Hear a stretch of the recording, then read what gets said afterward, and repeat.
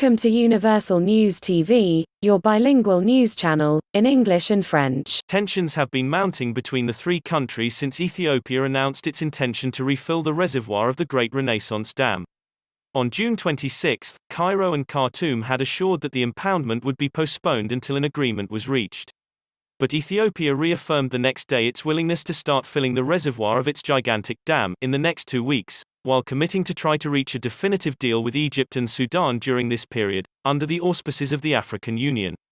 While Ethiopia has already completed the first phase of filling the Ethiopian Renaissance Grand Dam, negotiations with Egypt and Sudan on sharing the waters of the Nile failed again on Wednesday, November 4. But what are the real reasons for this failure of the third agreement? Now let's listen to what our analysts are going to say about this failure. Listen please. It should be noted this will mark the fourth round of talks after the previous three had failed. Agreement for the new round of talks came 6 weeks after the ministers from the three countries held a virtual meeting over the filling and operation of the GERD, which is under the patronage of the African Union since 2011. Ethiopia claims the hydroelectric power produced at the dam is essential for it to meet the energy needs of its population. Egypt, which relies on the Nile for about 97% of its irrigation and drinking water, fears the dam would severely cut its water supplies. In place of taking up arms against one nation, no matter how long it may take, I believe they will come to a conclusion. Come to think of it also, looking at it another way, I don't even know why there's a lot of argument on such stuff. Is it that Ethiopia want to divert waters from River Nile? If not, then what is the bone of contention? If the dam is so strategic that could be beneficial to all the three countries, why the three of them not just invest in it for the benefit of those three countries? And when such a project is carried out, it's going to a long way to strengthen relationship between those three countries. So for me, I have hope that in the next meeting, they are going to move a step further. And with more genuine talks, they will end up in a constructive solution. I want to salute them, I want to greet them, I want to thank them for choosing a method of dialogue rather than arms. Africa has suffered a lot. We need more dialogue, many more dialogue than resolving crisis using arms. Thank you. Thank you. Thank you very much, Mr. Martin. Thank you for giving us your view on this topic. So he prefers dialogue. Africa has suffered a lot when it comes to handling crises or problems between two countries, and most people are always calling for dialogue as the best solution. Let's talk about foreign influence. We have seen other countries that when there's a crisis, you always hear that France is giving arms to this rebel group, US is giving arms, and like what happened in Libya, they're still crying up to today, and now we are seeing something similar almost happening, even though they're not giving arms, but this person is supporting his ally, I'll punish this one, I'll stop. Do you think that what they are doing is going to benefit? In order to empower us to have control over the continent. So that is the aim of the West. So it's up to us to decide, why do we need them to come and solve our problem when these are internal African problems? We can handle them ourselves. Picking up arms to go and fight your African brother or sister in order to gain some small economic powers, it's not important, because what the West are getting from us is more than what we are fighting, is not worth killing ourselves. So it's an intention that they have in order to make us stay where we are, to having this conflict. Who's benefiting from the conflict is the Western world. They sell us the arms, that we are African unity is a stronghold that need to be discussed, and we need not to always bring these Western leaders to make decisions upon our issues. This is what is killing us. But the bottom line is the problem we have. Me that the report is ready. We'll be right back after that. Another fresh round of the Ethiopian dam talks resumed Sunday, with Sudan, Ethiopia and Egypt hoping to get solution to the water crisis that has rocked the mega dam project in the past few years. Negotiations between the three countries have been deadlocked for several months. The latest talks, which were held by video conference in early November, concluded without progress. The meeting is to be spearheaded by the South African President Cyril Ramaphosa, who also acts as the head of the African Union. The Nile, which flows some 6,000 kilometers, is a vital source of water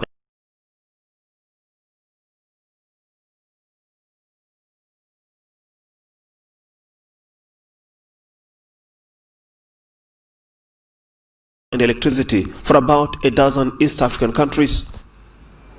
The dam in Ethiopia is causing tensions, especially with Egypt, a country of more than 100 million people, and has a dependency of 97% on River Nile for its water supply, and fears that it will reduce its agricultural production.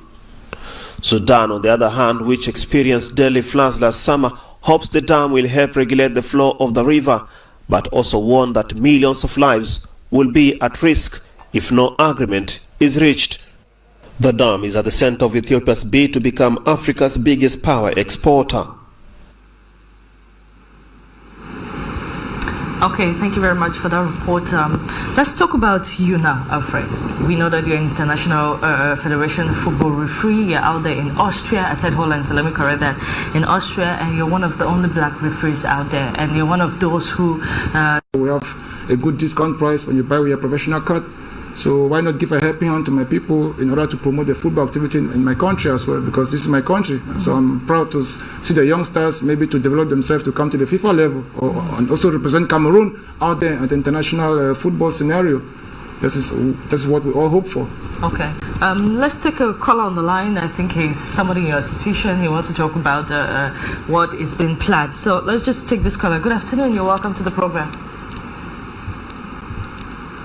Hello, this is Carlson. We are calling from Zurich, Switzerland. I've been watching attentively to the discussions from Mr. Tar Alfred, and I'm extremely impressed for the positive contribution he's making to the nation and trying to galvanize young people, including referees and athletes, to be able to understand how competitive or international competition are led and managed.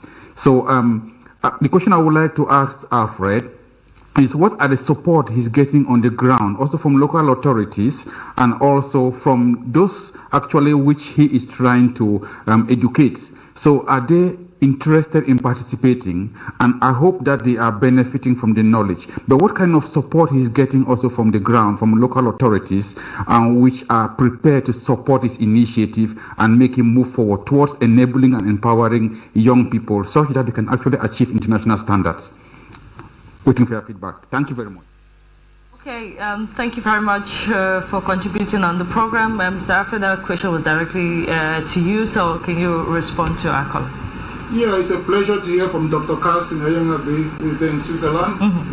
Yeah, we had him on the program last year. He's my classmate and He's an educationist, and he spoke to us about their activities. So just go ahead and answer. What is the support you're getting from the ground? Yeah, he's my good friend, a doctor in IT. He owns a few schools here in Cameroon. Dr. Carlson, what I'm actually doing is there's the aid that I've been able to provide for the country.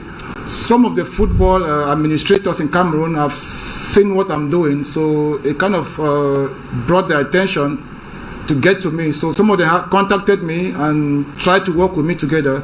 So this movement is being organized at this time with the regional Fekafoot president of Football Referee Association in Southwest and the Secretary General of Fekafoot in Southwest. So they connect together and arrange this and got to me and see what we can work together, because last time I was in more like a solo issue, so they kind of dragged their attention, so they're doing it. So they basically organized a seminar and have me come as a guest speaker in order to teach our home players and how to see how we can promote them. So I used the initiative to bring all these materials that I can give to the youth. So I've invited most of the football academies that are around Southwest regions to come to the seminar and get some knowledge, and also I will be able to distribute these articles that I have for them for free.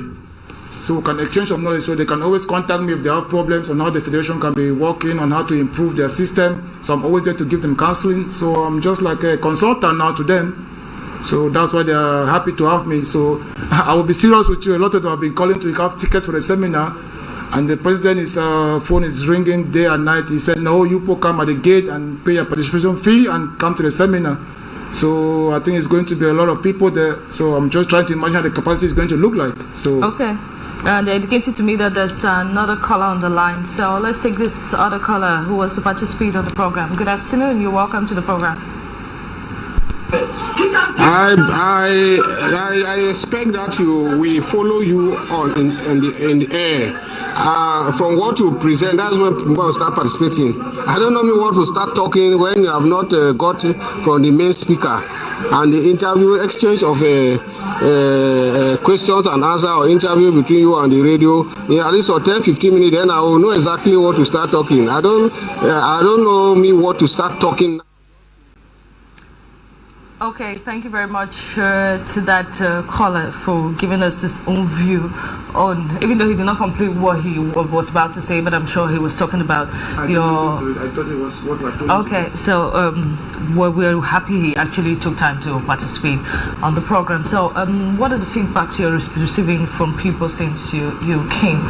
What are you doing? Yeah, I've been welcome, especially to the delegation in Southwest region. So I've been able to meet a lot of those managers and footballers and those representatives in the region. So it has been a much impact on them because they took me to the regional office and showed me how everything has been done and showed me part of their organization and how we can work together and the preparation of the African Championships Cup that's taking off next week, I think. So there's kind of a lot of preparation going on with the seminar. So they are very happy to see that I'm able to come back here and try to take care of certain things where they are not able to do for the youth. So we are kind of working in collaboration, and I'm happy they receive me well, and we are working together. And I promise them if things go like this, so I'll still be able to continue to do what I'm doing. Okay, so let's talk about the COVID-19. We know that it has hit the football world very badly, and you guys out there, you're in Austria, they have had lockdown more than 2 times. So before coming, how has things affected you people out there? Yeah, as we all know, this COVID-19 has been the world crisis, especially in the West. So it has had a great impact on our football federation because, like we referees, we are contractors basically. So if you don't go out there in the field of action, if there is no game, you have no income. So, like I always tell some of my friends, a federation referee is not it should not be like a full-time job. It's a hobby that we do because we have the license from the federation. So without football, there is no income, and for the footballers, it's even worse because some of them, the professional footballers, their livelihood. So some of them their salaries have to be cut because they accept to do it in order that the team should keep functioning the way it should be. There is no gate fee. You know, the gate fee brings in money. Yeah. So we have matches. People cannot sit together. We have matches with no spectators, so the ambience is not there, and everything is just strange. It's a new world. So we are hoping that with the coming of the COVID-19 vaccine, things are going to be different. Our football season kind of ended prematurely due to the increased number of affected persons. Because in this case, we get tested on a regular basis. If a player from one team is tested positive, then that team is kind of banned for the next 2 weeks until the player has a negative test. Because if one player is positive, the other ones have to be quarantined because we don't know if they are going to be positive next 2 or 3 days. So it kind of. And it has an incubation period of 2 weeks. Yeah, that's the problem. So most of the matches were being cancelled. So they saw that it makes no sense because if you are planned as a referee, because we work on weekends, we have our regular jobs under the week. So if I'm planned to handle a match on Friday evening or Saturday or Sunday, then out of a sudden I have a message or an email that the match has been cancelled because the player has been positive, then it kind of spoil my program because I've been scheduled for work. Definitely. And for the players, it's also a good omen because it kind of destabilizes them. They feel discouraged, and it's actually affect us financially, both referees and the players. So we are just hoping that with the vaccine, we should have just been optimistic that things are going to change for the football world. We know that it has been a whole big controversial issue in Africa when it comes to the vaccine of the COVID-19. People are not accepting because when this vaccine started, people were not understanding why the illness is more in Europe and they are struggling to impose the vaccine on Africa. Like they wanted to use it like a testing ground. So people are not, when you talk about vaccine in Africa, it does not really pass well. But South Africa, on the contrary, South Africa started vaccinating because they said the number of people had drastically increased, and so they proposed that the vaccine should be brought to their country. And it has not yet been official in all the villages, but the government has called already for the vaccine, and probably next month people in South Africa will start having the vaccine. What is your take on this vaccine? Because most Africans are not really in accordance with the vaccine. They think the Westerners, they don't understand why this illness is that way, and they're struggling to impose it. Yeah, actually the vaccine issue has been more contradicting. Everything concerning Africa, we cannot undermine it, because from history has proven that the Western world has used us as guinea pigs. We saw with the polio, with the HIV, Ebola. We have had confessions from the Western world that they were intentionally injecting people with syphilis and HIV virus. We've had that already. Those people are still alive. So we cannot undermine the fact that they are still trying to use us as guinea pigs, because the rate at which COVID-19 has affected the world is not as high in Africa as in the West. So how do you want to impose or test a medication in Africa rather than where millions of people are dying? So actually, I'm coming from Austria in Europe, so the vaccination started on the 22nd officially. But they try to put it to those people who have high risk of respiratory problem, or they have other medical issues, or people of age above 80.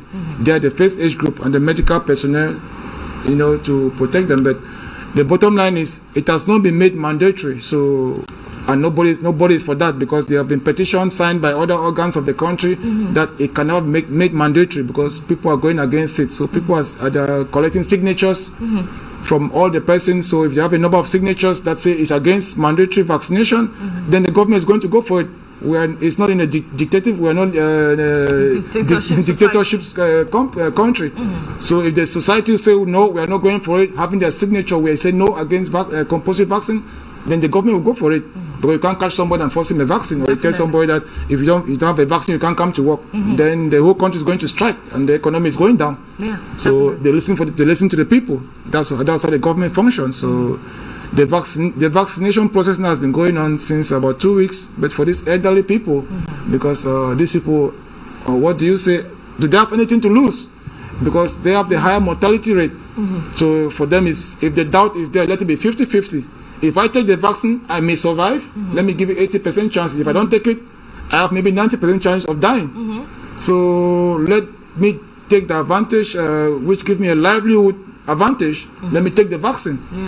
And most of them are not even convinced about the side effects of the vaccine and stuff. So it's not even being official. Like, people don't even know the side effects, what it's up to, and mostly the fact that in Africa people are not really willing to even listen to what is happening. But what do you think about South Africa accepting the vaccine until their government has said it should be brought to the country already? Most people are really condemning that act. I think the issue with South Africa is, we know that in South Africa we have a lot of Caucasians who are in collaboration with the Western world. So, and COVID-19 being hard hit in South Africa, so the Europeans, they have a lot of impact on the former Europeans who are the citizens of South Africa. So it's possible that they accept it because they have some economic ties together. So let them start it. If the other African countries see that it's working well for South Africa, maybe it can influence the other African countries to change their mind to take the vaccine. But personally, I'm an African born in Europe. I don't think the vaccine to my family is a go zone. I don't see myself in any risk of my family taking the vaccine, because none of us have been affected. Your family is in Austria, so if they come here, you're not going to accept the vaccine. No, we won't accept it. It's not mandatory in the country in Europe. So and it's not in Africa, definitely. If it's not going to be mandatory in Cameroon, then we're not going to take it. So let's hope it's not going to be mandatory, because nobody wants to take something which is at risk. None of us have been COVID-19 positive, because sometimes people get it and they go quarantine without any medical treatment. After 10 days, they become negative. So why should I take a vaccine? If it tests me today, I'm positive. After 7 days, I'm negative again. So how do I get healed? I never went to an hospital. I never went to an hospital for any treatment. I hear they ask them to take just paracetamol. Yes, that's the case in most European countries. Because I have my colleagues. I have a lady who I work maybe less than 1 meter with, and she had a phone call that her sister in the house tested positive. They called her to go home. She tested. She became positive, And then most of us in the company were also tested instantly. After 10 minutes, our results were negative. So how is that possible that I was working with somebody, we're even exchanging tools together, and you are positive, I'm negative? And she has to stay home for 10 days, and I keep working. And after 10 days, she tested, she became negative and came back to work. So what will influence me to go and take a vaccine that I'm not sure if it's going to affect my health? Because if I'm positive, for example, after 1 week I test negative. So what got me healed? What got me positive? That's the question. So why do I need a vaccine that I'm not sure about the contents of it? So it's a lot of controversial issue. People don't really understand what's happening. But let's just go hope that they'll still go to that level, because people, if you look, since you came back here, people don't even wear their mask here, even though that's not what we're encouraging, but it's as if the way it is out there, that's not the way it's in here. Yeah, I saw the way it is. We wore our masks from Europe to the plane, all the way from the airport until we came to the outside of the airport, and the masks were off. And today I've not put any mask, but I'm still trying to keep my distance and maybe wash my hands and protect touching my face as the law says. It's very difficult. You cannot avoid touching your face. Yeah, and we thank God we are from Africa. The weather is too hot. Maybe the virus cannot sustain a certain number of high temperature, so it doesn't survive for long. Many African countries have come out with the fact that they are prepared for a cure. We have Madagascar, we have people in Cameroon, and other African countries that have come out, even though probably it's because it is from Africa, that's where the Western world is. Yeah, I read all these things from Ethiopia, from Madagascar president, who came up with something from one doctor in Cameroon. Yeah.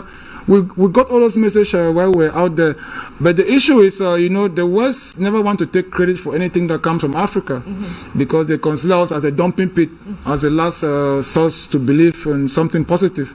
So it's just us now who are coming here and going out there, who are trying to educate them that Africa is not the way you put it, because I've been out there for long, being a federation referee, so I've worked with them. The way they look at Africa, when I go back, I present to them certain issues that they don't know about Africa. Maybe I show them cities on YouTube and stuff like that about Cameroon that they don't know, because some of them believe we still live on trees like monkeys. So if you show them a city, maybe like in Limbe port, or the down beaches, the nice resources in Cameroon, maybe in Kribi, except that they see black people. If there were no people, they would not even believe that it's Africa. So that's the mentality they have, because they have had this system of using us. How do you use somebody? You have to make the person poor for the person to be dependent on you. So you play the boss in order to dominate the person. So that's how the West sees us. So they don't see us as people who can be, can be dominant on their own. So they don't want to show anything too good about us, because there is some kind of economic competition. So that's the bottom line. They don't say anything good from Africa. So why would they consider medication that's coming from Africa? Of which probably it's a good one to cure everybody. Yeah, so the best thing I can suggest is let Africans be for Africa, let them use their medication, whatever they produce, let them forget about the West, but stop their vaccine from Africa, let Africans use what remedies they need in order to protect themselves. Last words on your program before we go back to our topic, and then we end the program. We don't have much time. We have like 12 minutes to end the program. So last words on your activities here. How do you think things will go? I know you're on the program tomorrow to still talk about it. You're inviting people to come. Yeah, basically I have a lot of media appointments. From here I'm going to the next one, and tomorrow I'm back here with one of your colleagues. Yeah, actually what I'm doing right now is we are doing a nationwide coordination of this seminar, because I need to go throughout Cameroon. So I started now with Southwest and Northwest Region Federation Referee. So they are coming together. We'll have the seminar. And then the next year, I'm going to see if I can get Littoral and the next province, region that is close to Littoral. So we try to bring everything together nationwide. So I've had the opportunity to meet other former international footballers. So we are coordinating. So I have to go to Yaoundé sometime and we discuss this and see how we can do something positive, because we are working together to better the functioning system of our country in the aspect of football or sports in general. So. Okay. Thank you very much for giving us details on your activity. Let's go back to watch this report from Rita, which still tells us about what is happening in Sudan, Ethiopia, which is our main topic for today. When we come back, we'll talk on it, and then we end the program for today. So let's watch this report. It's a dispute over the amount of water that can be pumped into this reservoir on the Blue Nile that stalled the latest round of talks between Ethiopia, Egypt and Sudan. Ethiopia wants it filled within 7 years. Egypt which relies on the Nile for 90% of its water, proposes a much longer period. It fears the level of river water downstream will drop dramatically if the reservoir is filled too quickly. Sudan, caught between two disagreeing sides, wants an agreement on the time frame. But Ethiopia is now warning it will begin the process with or without a deal. If reaching an agreement is put as a precondition for the filling of the dam, then the dam will never be filled. What this means is that if the dam is not filled unless there is an agreement, then Egypt will always come up with excuses to not reach one. Ethiopia began the construction of the $4.6 billion hydroelectric dam in 2011. It's expected to... Hopes the dam will help regulate the flow of the river, but also warned that millions of lives will be at risk if no agreement is reached. The dam is at the center of Ethiopia's bid to become Africa's biggest power exporter. The Ministers of Foreign Affairs and Irrigation of Egypt, Sudan and Ethiopia on Sunday agreed to hold a week-long round of negotiations in order to discuss substantive aspects and controversial points over the disputed Grand Ethiopian Renaissance Dam, the GERD. It should be noted this will mark the fourth round of talks after the previous three had failed. Agreement for the new round of talks came 6 weeks after the ministers from the three countries held population. Egypt, which relies on the Nile for about 97% of its irrigation and drinking water, fears the dam would severely cut its water supplies. Meanwhile, Sudan is hopeful the dam will help ease flooding fears, but has also warned that millions of lives would be at great risk if no binding agreement was reached. Over the past few years, tripartite talks on the rules of filling and operating the GERD have been fruitless, including those hosted by Washington and recently by the African Union. This week's negotiations, according to Sudan's Water Ministry, will thus pave the way for the resumption of tripartite negotiations on Sunday, January 10, in the hope of concluding by the end of January. The talks will be held in the presence of observers who participated in previous negotiations and experts appointed by the African Union Commission.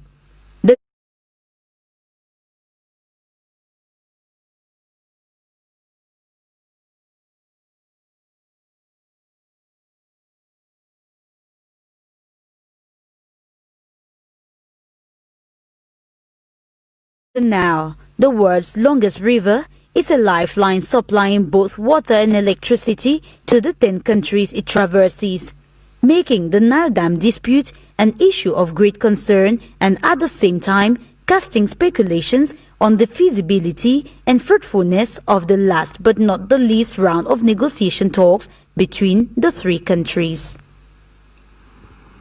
Okay, thank you very much for those reports. So, last words on this, Mr. Alfred. We're at the end of the program. What do you hope for Ethiopia, Egypt, and Sudan? Because as you earlier said in the beginning of the program, they cannot do without water, and all the countries need water, but they need to come to an agreement.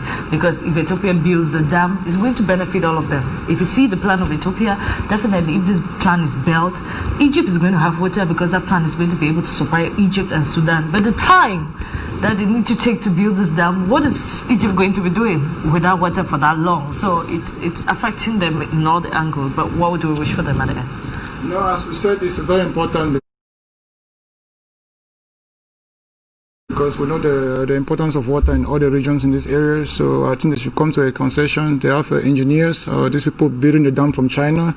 I think they'll be able to do a good job to come to a resolution where while they're building the dam, they can see be an adequate cubic supply of water instead of blocking it until they finish, because we don't know. They can tell you that they need 6 months before you see they need 2 years. Exactly. So it's going to crumble Egyptians' economy. So they should think about it and do a reconstruction. So Egypt having a supply while they are doing construction, and they should stay on their agreement to make sure they don't give Ethiopia a veto power that they can just cut the water off anytime they have maybe a small political conflict, just like neighbors can do.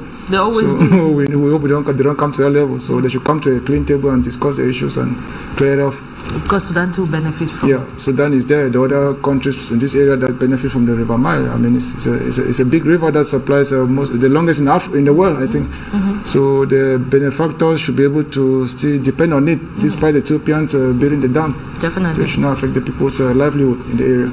Okay, I want to thank you very much, Mr. Ta'afra. Thank you for taking out your time and passing it with us here in the studio. I wish you well with your... Egypt gradually loses its standoff over the Nile Dam. Faced with Khartoum and Addis Ababa, both in favor of an increased role for the African Union to resolve this dispute, Cairo seems to have chosen the risky strategy of blocking. Here, John Roberts, for Universal News TV. Thank you for following us on YouTube, and if you are new to this channel, don't forget to subscribe and activate the notification bell so that you will not miss our next videos.